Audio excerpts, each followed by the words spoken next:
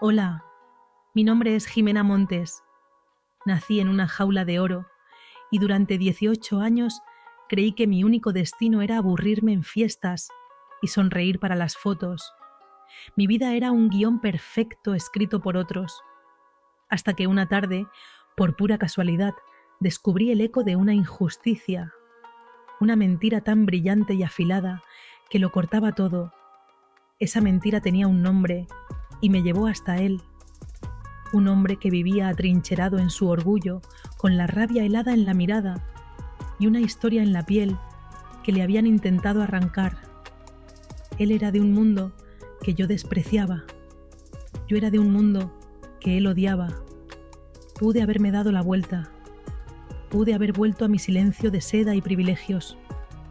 Pero en sus ojos vi una verdad por la que valía la pena quemar mi vida entera. Esta es la historia de cómo dejé de ser la princesa de un cuento para convertirme en la ladrona de una verdad robada. En los próximos minutos te voy a contar cómo el fuego de una causa ajena se convirtió en mi propia piel y cómo, al luchar por la vida de otro, por fin empecé a vivir la mía. No te voy a contar un cuento de hadas, ni una tragedia. Te voy a contar simplemente la historia de mi vida. Capítulo 1. El ladrón de historias.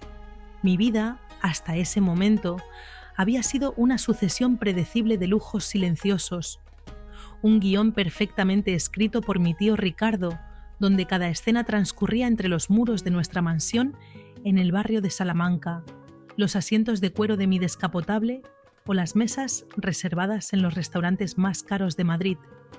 A mis 18 años me sentía como una actriz en una obra que no había elegido, sonriendo cuando debía, vistiendo las pieles y las sedas que se esperaban de Jimena Montes. Aquella tarde de otoño, el aire frío y afilado de la capital parecía una invitación a romper ese guión.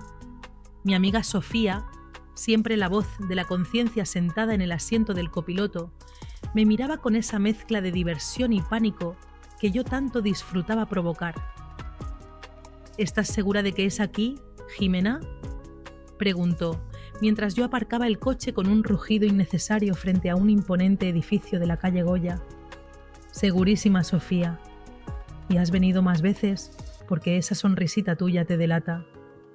Solté una carcajada que resonó en el silencio de la calle. ¿Y qué si lo he hecho?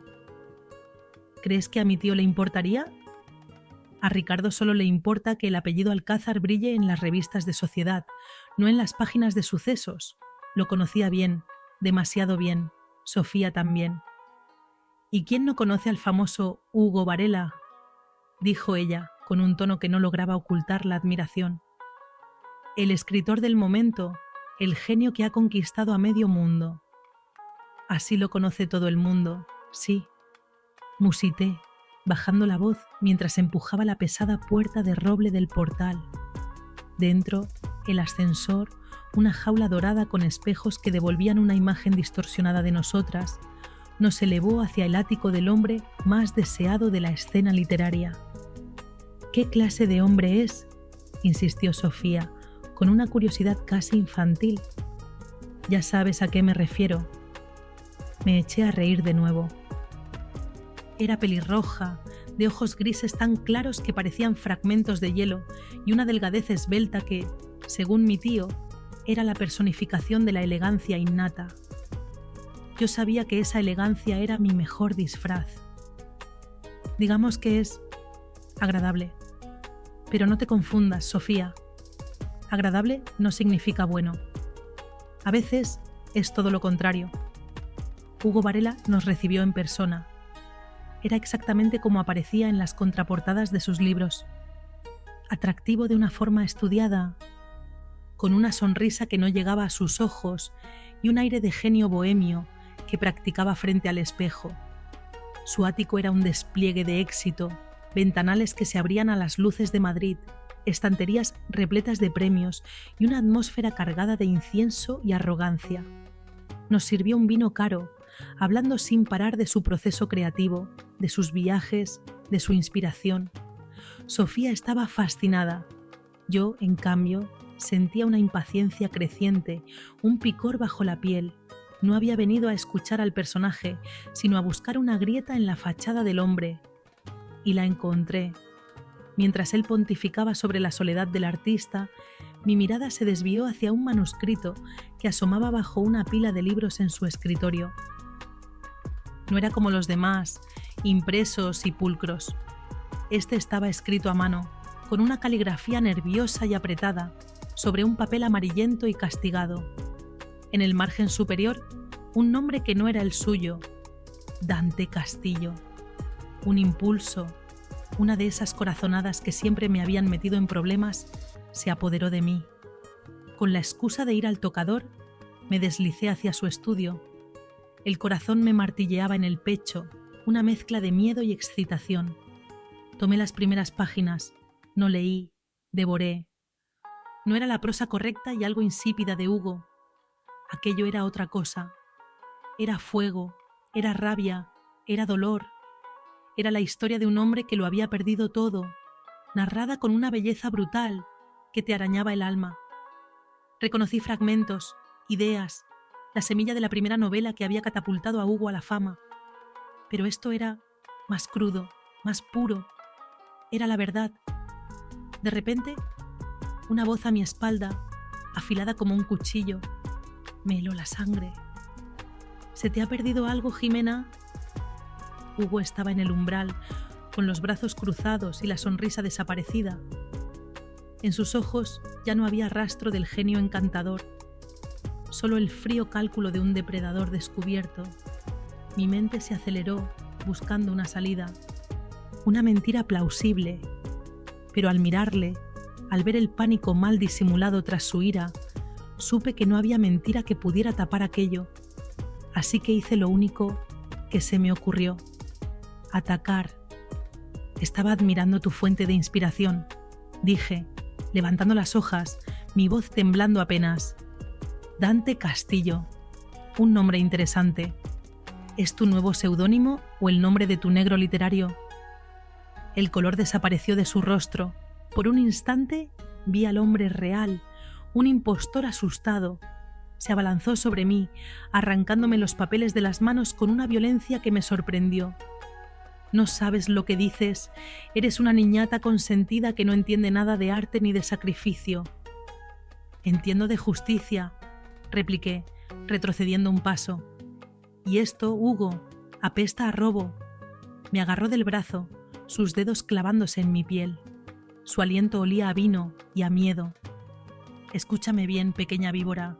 Vas a salir de mi casa, vas a olvidar este nombre y no volverás a acercarte a mí. Si dices una sola palabra de esto, me encargaré de que tu reputación y la de tu querido tío queden reducidas a cenizas. Me soltó con un empujón. Corrí hacia el salón. Tomé a una confundida Sofía del brazo y la arrastré hacia la puerta sin darle explicaciones. Solo cuando estuvimos de nuevo en la seguridad de mi coche, con las luces de Madrid difuminándose a nuestro alrededor, me permití respirar. No sentía miedo. Sentía algo mucho más peligroso. Un propósito. El nombre de Dante Castillo se había grabado a fuego en mi mente. No sabía quién era, pero una cosa era segura. Iba a encontrarlo. Aquella noche no había descubierto a un ladrón de historias. Había encontrado mi propia historia. Y estaba dispuesta a escribirla, costase lo que costase. Capítulo 2. El olor de la pólvora. Pasé los siguientes días sumida en una obsesión febril. Dante Castillo. El nombre era un fantasma que me perseguía. Busqué en registros, en bases de datos de autores, en los círculos literarios que mi tío frecuentaba. Nada. Era como si no existiera. Hugo Varela lo había borrado del mapa tan eficazmente como había saqueado su alma. Fue una tarde, revisando viejas revistas literarias en la biblioteca del Ateneo, cuando encontré una pista, una pequeña reseña de una antología de jóvenes promesas publicada hacía casi 10 años. Allí estaba, un relato corto, oscuro y brillante, firmado por un tal Dante Castillo. La nota biográfica era escueta. Joven autor del barrio de Lavapiés, actualmente trabajando en su primera novela. Lavapiés, El corazón de Madrid, un laberinto de calles estrechas y empinadas, un hervidero de culturas, artistas y almas perdidas. Era el polo opuesto a mi mundo ordenado de Salamanca. Era perfecto. Dejé mi descapotable aparcado a varias calles de distancia, como si temiera contaminarlo. Me adentré a pie, sintiendo la energía del barrio vibrar bajo las suelas de mis caros botines. El aire olía a una mezcla de especias exóticas, a fritura de bar y a la humedad de los edificios antiguos. Era un mundo real, sin filtros, y me sentí extrañamente viva. Pregunté en tabernas antiguas, en librerías de segunda mano con olor a polvo y a tiempo. Mostraba la fotocopia de la reseña, preguntando por un escritor, un fantasma. La mayoría negaba con la cabeza, mirándome con una mezcla de curiosidad y desconfianza. Era evidente que yo no pertenecía a aquel lugar. Fue un viejo librero, un hombre con gafas de pasta y dedos manchados de tinta, quien finalmente me dio una dirección. Castillo. Sí, me suena, murmuró entrecerrando los ojos. Un chico con mucho talento y demasiado orgullo. Vivía en una corrala en la calle del Amparo. No sé si seguirá allí. Hace años que no sé nada de él. Dicen que lo dejó todo. La corrala era un edificio antiguo, con un patio interior al que se asomaban decenas de balcones desvencijados. La dirección me llevó a una puerta de madera desconchada en el último piso. No había timbre, así que llamé con los nudillos. El sonido hueco pareció resonar en todo el edificio. Esperé, conteniendo la respiración. Cuando estaba a punto de darme por vencida, la puerta se abrió una rendija. Un ojo oscuro, intenso y receloso me escrutó desde la penumbra. ¿Qué quiere? La voz era grave, áspera, como el roce de la lija sobre la seda. Busco a Dante Castillo, dije, intentando que mi voz sonara más firme de lo que me sentía. La puerta se abrió un poco más. El hombre que apareció ante mí no se parecía en nada al joven de la fotografía de la revista. Era más alto, más duro, la mandíbula marcada, una barba de varios días que no lograba ocultar una cicatriz junto a la comisura de los labios. Vestía una simple camiseta blanca que se ceñía a un torso fuerte, de quien trabaja con las manos y no con las palabras. Pero sus ojos eran los mismos, oscuros, profundos y llenos de una rabia helada. Me miró de arriba abajo, sin disimulo. Su mirada recorrió mi abrigo de diseño, mis botines de piel y una sonrisa cínica, casi cruel, se dibujó en sus labios. No hay ningún Dante Castillo aquí.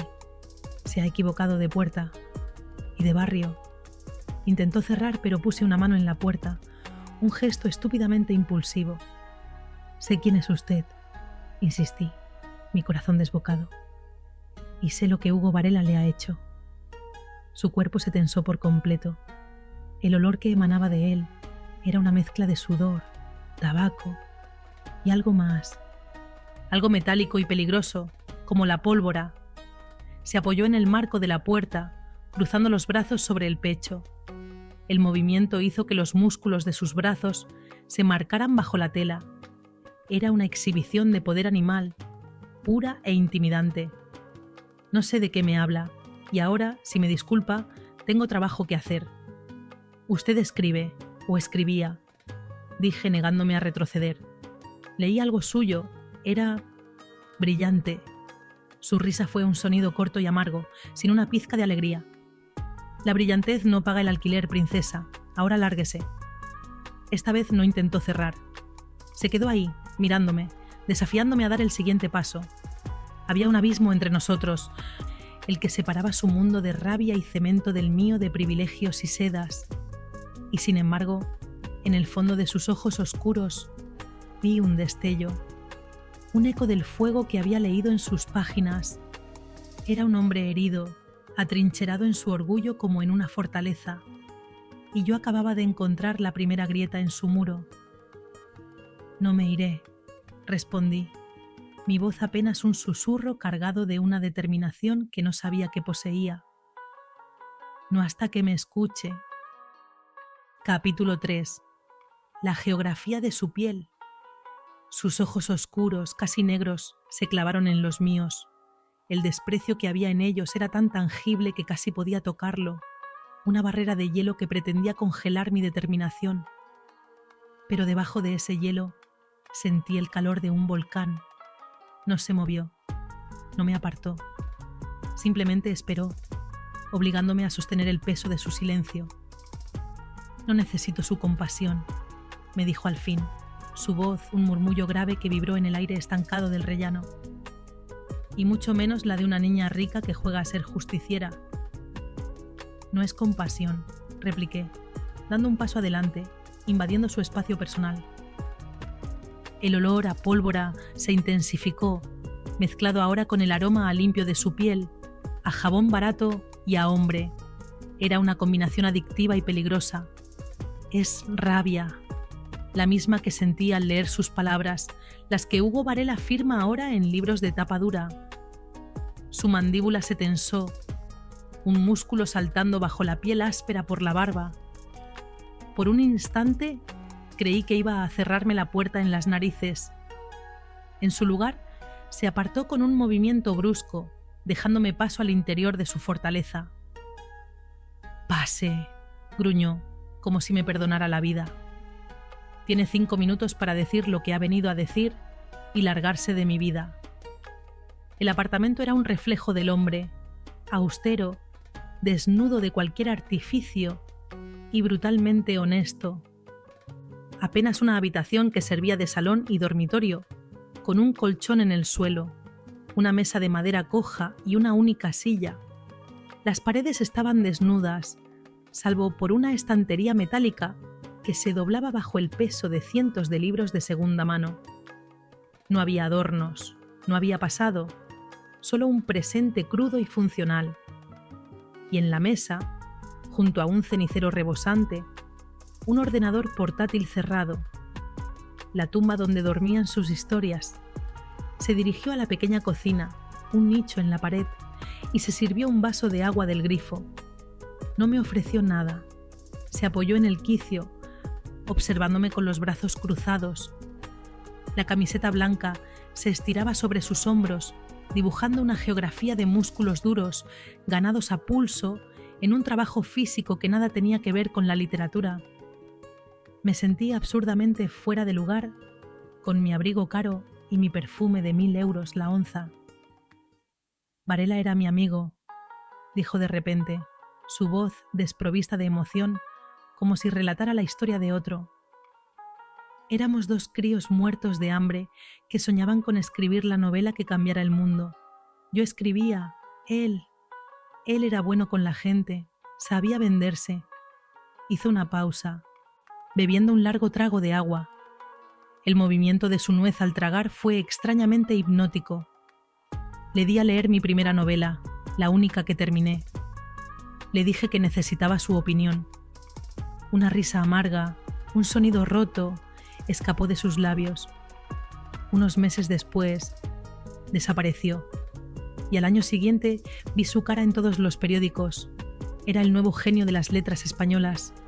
Con mi libro, con mi vida, no había autocompasión en su relato, solo el frío y duro hueso de la traición. ¿Y no hizo nada?, pregunté, incrédula. ¿No lo denunció? Me miró como si fuera la persona más ingenua del planeta. Me dijo que contra quién iba a luchar. Un chico de lavapiés sin un duro contra el nuevo protegido de la editorial más grande del país. Me explicó que Hugo se había encargado de cubrir sus huellas, que había reescrito lo suficiente para que pareciera suyo, matando el alma del texto en el proceso, pero manteniendo el esqueleto.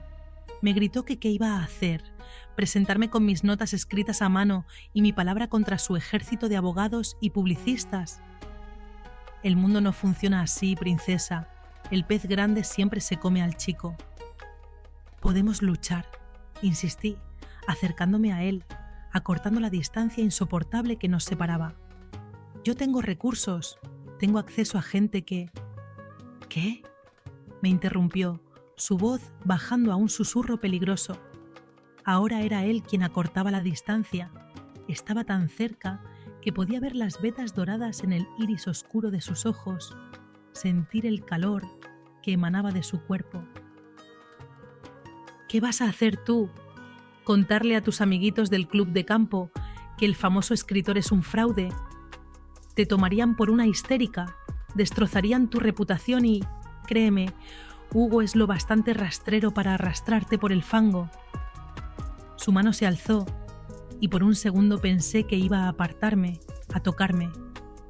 Pero sus dedos solo rozaron un mechón de mi pelo. Un contacto tan leve y fugaz que fue como una descarga eléctrica. Sentí como cada vello de mi cuerpo se erizaba. «Váyase a casa, Jimena Montes», murmuró, su aliento cálido rozando mi mejilla. «Este no es su mundo, esta no es su guerra. Hay batallas que es mejor no librar». Pero yo ya estaba en guerra. Y no era solo por sus libros.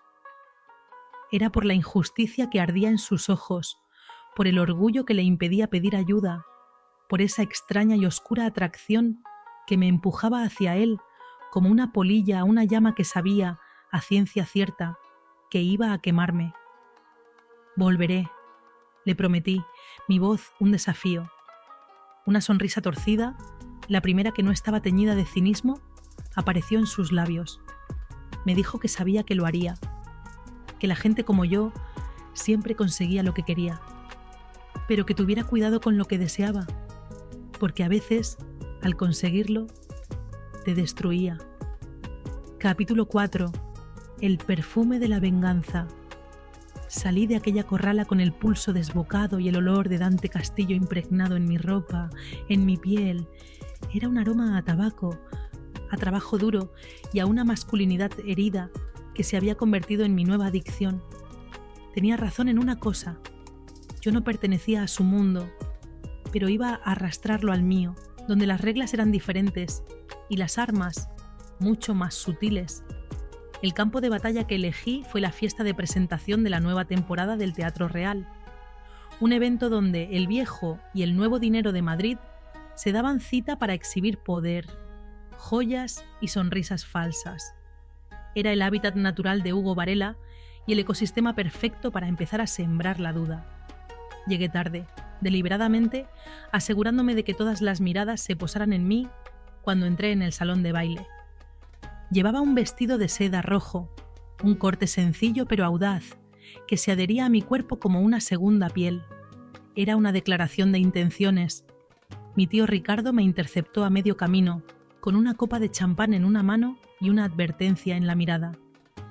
«Estás radiante, Jimena, y peligrosa. ¿Qué tramas?» «Solo he venido a disfrutar de la velada, tío», le respondí con mi sonrisa más inocente. Le di un beso en la mejilla y me deslicé entre la multitud, un tiburón en un acuario de peces de colores. Localicé a Hugo en el centro de un corrillo de críticos literarios y damas de la alta sociedad que lo escuchaban embelesadas. Estaba en su salsa, pontificando, encantador, falso. Esperé mi momento. Me acerqué al grupo con la naturalidad de quien pertenece a él, sonriendo a un conocido por aquí, saludando a otro por allá, hasta que quedé justo al lado de Hugo. Él me vio. Su sonrisa vaciló por una fracción de segundo y un destello de pánico cruzó sus ojos antes de enmascararlo con una cordialidad forzada. «Jimena, querida, qué sorpresa verte por aquí. No podía perdérmelo». «Hugo», dije, mi voz lo bastante alta para que todos la oyeran. Sobre todo después de nuestra última inspiradora conversación. Me dirigí entonces a uno de los críticos más influyentes, un hombrecillo pedante, llamado Fermín de la Serna. «Fermín, tú que lo sabes todo». Estaba releyendo la primera novela de Hugo, Cenizas del Paraíso, y me asaltó una duda. El estilo es tan... ¿cómo decirlo? Tan visceral, tan crudo. Me recuerda a esos autores de principios de siglo, a esa corriente literaria que llamaban tremendismo. Es curioso porque sus obras posteriores son mucho más pulcras, ¿no te parece? El crítico se hinchó como un pavo real. Una observación muy aguda, Jimena. Es la evolución del artista, el genio en bruto que se pule con el éxito. O quizás, continué, mirando fijamente a Hugo, que había perdido todo el color de la cara. La primera obra siempre tiene la fuerza de una verdad que no es enteramente propia. A veces, los grandes talentos necesitan nutrirse de otros, de fuentes más anónimas. ¿No crees, Hugo? El silencio se hizo espeso. Todos los ojos estaban puestos en él. Podía oír el zumbido de la duda en el aire. No había acusado a nadie de nada, pero la semilla estaba plantada. Jimena tiene una imaginación desbordante, dijo Hugo, forzando una risa que sonó a cristales rotos. Es lo que la hace tan encantadora. Si me disculpan. Se escabulló, literalmente, con la excusa de buscar otra copa. La conversación se reanudó, pero ya nada fue igual. Había introducido una nota discordante en su sinfonía de éxito. Me sentí eufórica, poderosa. Era una victoria pequeña, pero era mía. Más tarde, mientras fingía escuchar las anécdotas de una condesa, sentí una vibración en el bolso. Era mi móvil, un número desconocido.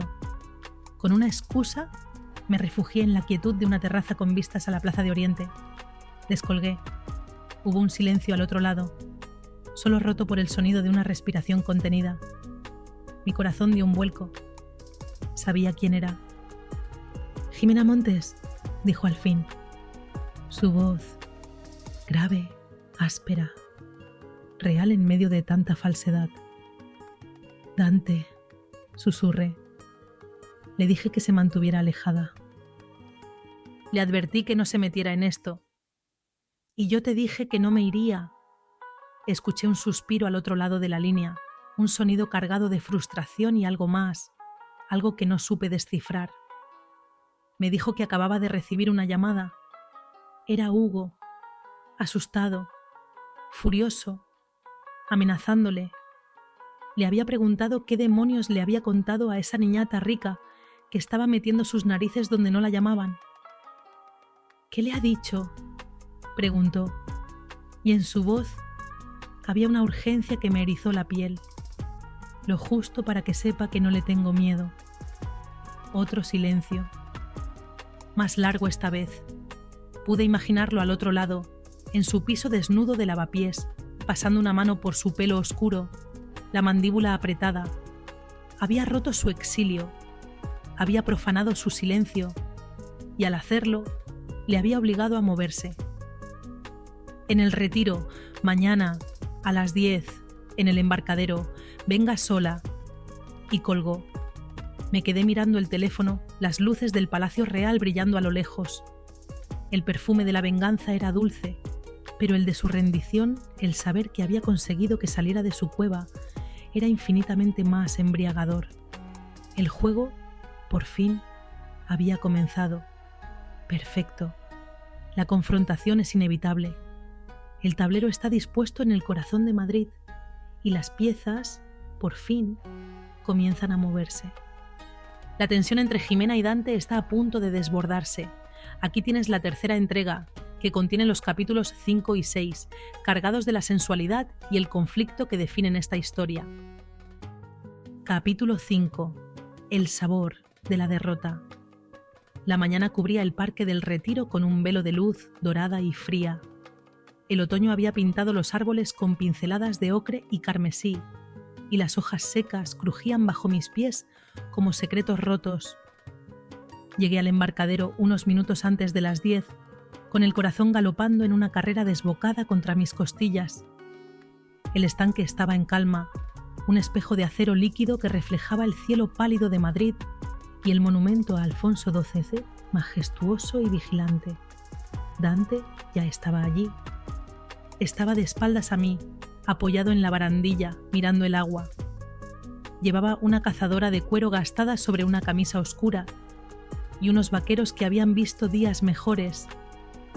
Incluso a distancia, su silueta emanaba una tensión contenida, la de un animal enjaulado. No se giró cuando me acerqué. Supo que era yo por el sonido de mis pasos, por el perfume que, sin duda, el viento llevaba hasta él. «Llegas puntual», dijo, sin volverse. Su voz era grave, mezclada con el graznido lejano de las gaviotas. «Siempre lo soy cuando algo me importa», respondí, colocándome a su lado, aunque manteniendo una distancia prudente. Entonces se giró para mirarme. La luz de la mañana era cruel y reveladora. Pude ver el cansancio en sus facciones, las ojeras violáceas bajo sus ojos oscuros. Había una dureza en su mirada que no había visto antes, la de un hombre que ha sido empujado al límite. Me analizó de arriba abajo, deteniéndose en mi atuendo. Un sencillo pantalón de montar, botas altas y un jersey de cachemira. Ropa informal para mi mundo, una declaración de riqueza para el suyo. Me dijo que me había subestimado, que pensaba que solo era una niña aburrida, buscando emociones fuertes, pero que lo de anoche había sido una declaración de guerra. Hugo está fuera de sí, continuó, su voz un murmullo ronco. Me ha amenazado. Me ha dicho que si no te controlo, se encargará de que mi vida sea un infierno todavía peor de lo que ya es. ¿Y le tienes miedo?, le reté, acortando la distancia entre nosotros.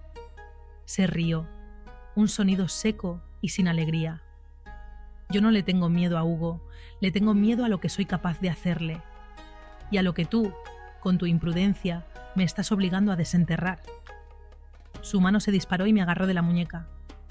Su tacto no fue violento, pero sí firme, cargado de una electricidad que recorrió mi brazo y se instaló directamente en mi vientre. Su piel era áspera, callosa por el trabajo. El contacto fue un shock, un puente brutal entre nuestros dos mundos. «¿Qué es lo que quieres, Jimena?», preguntó, su rostro a centímetros del mío. Su aliento olía a café y a rabia. ¿Justicia? ¿Venganza? ¿O solo quieres ver el mundo arder para sentir algo? Quiero que recuperes lo que es tuyo», susurré, incapaz de apartar la mirada de la intensidad de la suya. «Quiero que tu nombre esté en la portada de tus libros. Quiero que él pague». Soltó una carcajada que resonó sobre el agua. Me dijo que era una romántica, que esas cosas solo pasaban en las novelas, no en la puta vida real. Me soltó con brusquedad, como si mi piel quemara. No tengo nada, ninguna prueba, solo mis manuscritos originales, que no demuestran nada, salvo que ambos trabajábamos en ideas parecidas. Hugo fue listo, lo cambió todo lo suficiente. Se pasó las manos por el pelo, un gesto de frustración pura. Parecía un león acorralado. Y en ese momento, bajo esa coraza de cinismo y orgullo, vi al escritor, al artista vulnerable que había sido destrozado. «Hay algo», dije, mi mente trabajando a toda velocidad. «Tiene que haber algo que te conecte con la historia, algo personal, un detalle que solo tú puedas conocer».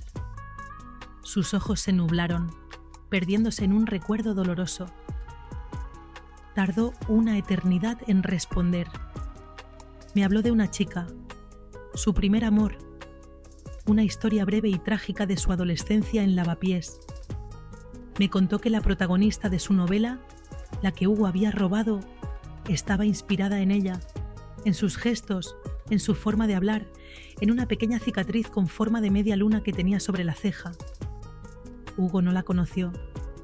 «No podría saber ese detalle», murmuró, su voz rota por un dolor antiguo.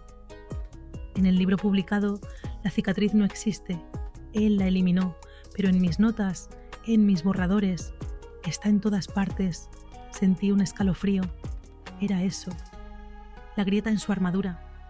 La prueba de la autoría. «Tenemos que encontrarla», dije con urgencia.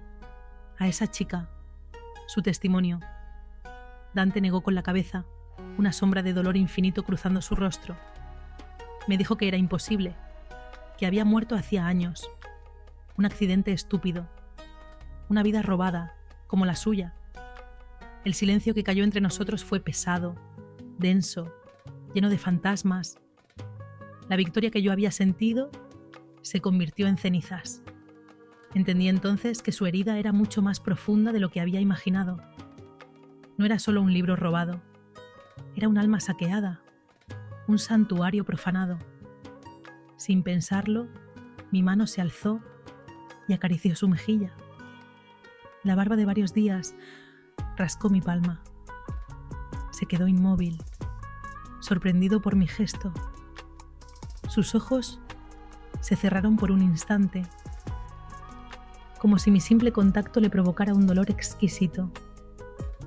«Lo siento», susurré. Abrió los ojos. La rabia había sido sustituida por una vulnerabilidad tan desnuda que me dejó sin aliento. Se inclinó hacia mí, lentamente, y sus labios rozaron los míos. No fue un beso, sino la promesa de uno, un roce fugaz, un intercambio de alientos, el sabor de su derrota en mi boca. Duró un segundo y una vida entera. «No lo sientas», me dijo, su voz un susurro contra mis labios. «Lucha», y con esas dos palabras selló nuestro pacto. Se apartó, se dio la vuelta y se marchó sin mirar atrás, dejándome sola junto al estanque, con el pulso desbocado y el sabor de su piel en mis labios. Capítulo 6. La tinta y la sangre. El roce de sus labios me había dejado una marca invisible. Volví a mi mansión sintiéndome una extraña en mi propia vida. El lujo me parecía obsceno, el silencio ensordecedor. La breve confesión de Dante, su dolor crudo y sin pulir, había dinamitado los muros de mi existencia dorada. Ahora su guerra era la mía, y la tinta con la que se escribían sus historias robadas se había mezclado con mi sangre. Necesitaba un plan. Atacar a Hugo de frente era inútil. Él controlaba la narrativa pública. Tenía que minar su credibilidad desde dentro, encontrar a alguien de su círculo que tuviera una razón para traicionarlo. Y recordé una conversación fugaz en la fiesta del Teatro Real. El nombre de una mujer, Adela Pons, la editora que había descubierto a Hugo, la que lo había encumbrado y de la que, según las malas lenguas, se había deshecho en cuanto ya no la necesitó. La encontré en una pequeña editorial independiente que había fundado tras su despido. Era una mujer de unos 50 años, elegante, con una mirada inteligente y el aura de alguien que ha sobrevivido a muchas batallas. Al principio se mostró cautelosa, diplomática. Hugo Varela es un autor con un talento innegable, me dijo, ofreciéndome un café en su despacho abarrotado de manuscritos. Pero su primer libro es radicalmente distinto a los demás. Ataqué directamente, sin rodeos. El estilo, la profundidad, es como si lo hubiera escrito otra persona. Sus ojos, afilados como el cristal, me estudiaron por encima de la taza. Vio que yo no era una simple admiradora. Vio el fuego en mi mirada. Le hablé de Dante Castillo. No le di detalles, solo el nombre. Y vi cómo su expresión cambiaba. Un destello de reconocimiento, de ira, de una vieja herida. Dejó la taza sobre la mesa con un golpe seco. Me confesó que siempre tuvo sus dudas. Que cuando Hugo le presentó aquel primer manuscrito, era un diamante en bruto, lleno de una furia y una autenticidad que nunca más volvió a encontrar en su trabajo. Me dijo que Hugo le habló de un amigo de la infancia, un chico con talento que se había perdido en la mala vida. Le contó que había tomado algunas de sus ideas, que le había servido de inspiración. Una cosa es inspirarse y otra, saquear un alma, dije, mi voz cargada de desprecio. Adela asintió lentamente. Hugo me apartó cuando empecé a hacer demasiadas preguntas, cuando le exigí que volviera a esa autenticidad. Fui un daño colateral en su ascenso a la gloria. No me ofreció pruebas concretas, pero me dio algo mejor. Un arma. Me habló del proceso de edición de la primera novela. Me dijo que Hugo, en su arrogancia, apenas corrigió las primeras galeradas, que el texto original que él presentó debía estar plagado de los mismos detalles personales que Dante recordaba. Si existía una copia de ese primer manuscrito entregado a la editorial, antes de que los editores y los abogados lo limpiaran, sería la prueba definitiva. Busca en los archivos de la editorial, en el almacén digital, una primera versión. Hugo es vanidoso, pero también es perezoso. Puede que no se molestara en borrar las huellas de su primer crimen. Salí de allí con un nuevo propósito. Ya no se trataba solo de instinto, ahora tenía una estrategia. Esa misma noche llamé a Dante. Le conté mi conversación con Adela Pons. Al otro lado de la línea, su silencio era denso, expectante. «Puede que no sirva de nada», dijo al fin, su voz teñida de un escepticismo que no lograba ocultar un hilo de esperanza. «O puede que lo cambie todo», repliqué, «pero no puedo hacerlo sola. Necesito entrar en esos archivos. Necesito una excusa, una distracción». Hubo una larga pausa. Podía oír su respiración. Imaginarlo debatiéndose entre el orgullo que le ordenaba permanecer oculto y el deseo de justicia que yo había reavivado en él. Me dijo que conocía a alguien, un antiguo amigo que trabajaba en el departamento de informática de la editorial, un hombre que le debía un favor muy grande. Me dijo que hablaría con él, que me llamaría. Antes de colgar, le pregunté por qué había decidido confiar en mí. Su respuesta fue un susurro que me incendió la piel. Me dijo que era porque, cuando le toqué en el parque, por primera vez en años, había vuelto a sentirse real y que prefería morir luchando por la verdad que seguir viviendo como un fantasma. Colgué el teléfono, temblando. La línea que separaba su mundo del mío se había borrado por completo. Ya no éramos dos personas de universos distintos, unidas por una causa. Éramos cómplices. Y la noche de Madrid, que se extendía más allá de mi ventana, parecía contener todas las promesas y todos los peligros de nuestro inminente asalto al castillo del ladrón de historias. Capítulo 7. El fantasma en la máquina. La noche del golpe, Madrid era un laberinto de luces de neón y sombras afiladas. Dante me recogió en una esquina discreta, lejos de la vigilancia silenciosa de mi barrio. No conducía un coche, sino una moto vieja y potente, un monstruo de acero negro que parecía tan magullado y rebelde como su dueño. «Sube», me ordenó, su voz ahogada por el casco que me tendía. El cuero de la cazadora que me ofreció para protegerme del frío aún conservaba el calor de su cuerpo. Al ponérmela, su olor me envolvió, una mezcla de tabaco, gasolina y él mismo. Fue el uniforme más íntimo que jamás había vestido. Me agarré a su cintura mientras la moto cobraba vida con un rugido que hizo vibrar el asfalto. Sentir la dureza de sus músculos bajo mis manos, la tensión de su espalda contra mi pecho mientras nos abríamos paso entre el tráfico, fue una forma de posesión. No hablábamos, no hacía falta. Nuestros cuerpos, apretados el uno contra el otro, mantenían una conversación mucho más profunda en el lenguaje universal de la adrenalina y el deseo. El edificio de la editorial era un coloso de cristal y hormigón, un templo moderno al poder de la palabra escrita. El contacto de Dante, un informático llamado Leo, nos esperaba en un callejón trasero. Era un hombre nervioso, de mirada huidiza, que saldaba una vieja deuda con el único amigo que no le había dado la espalda en su peor momento. «Tenéis 20 minutos», susurró, entregándole a Dante una tarjeta de acceso. «He creado un bucle en las cámaras de seguridad del ala de archivos y he desactivado el sensor de la puerta. Pasado ese tiempo, todo volverá a la normalidad. Si seguís dentro, estáis perdidos. Entramos en el edificio como fantasmas». El silencio era antinatural, roto solo por el zumbido de los servidores. El aire olía a papel, a tinta y a electricidad estática. Dante se movía con una confianza felina en la penumbra, guiándome por pasillos que parecían idénticos. Yo le seguía, mi mano aferrada a la suya. Su tacto era mi ancla en ese mar de silencio y riesgo. la sala de archivos digitales era un espacio frío, bañado por la luz azulada de los monitores. Dante se sentó frente al terminal principal y sus dedos empezaron a volar sobre el teclado. Yo me quedé de pie a su lado, vigilando la puerta, sintiendo cada segundo estirarse hasta el infinito. Lo observaba trabajar. La concentración había borrado la rabia de su rostro, dejando al descubierto una inteligencia afilada, precisa. En ese momento, no era el obrero ni el alma torturada.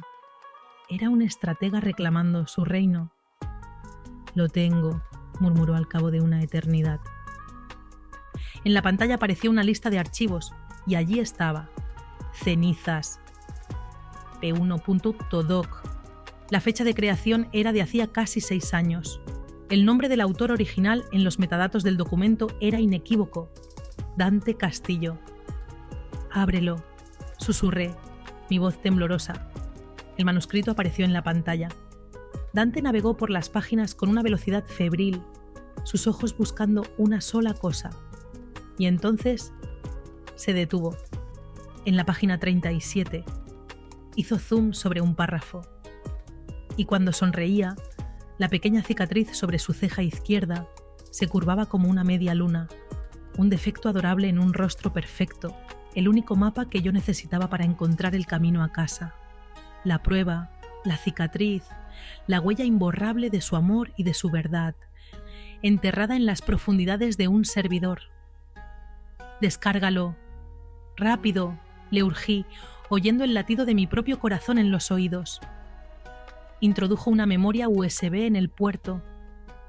La barra de progreso en la pantalla parecía moverse con una lentitud agónica. 10 segundos. 5. 1. Archivo transferido. Justo en ese instante, las luces del pasillo parpadearon. El sistema se estaba reiniciando. «Vámonos», dijo Dante, arrancando el dispositivo. Corrimos por los pasillos, con el sonido de nuestras pisadas resonando como disparos en la quietud de la noche.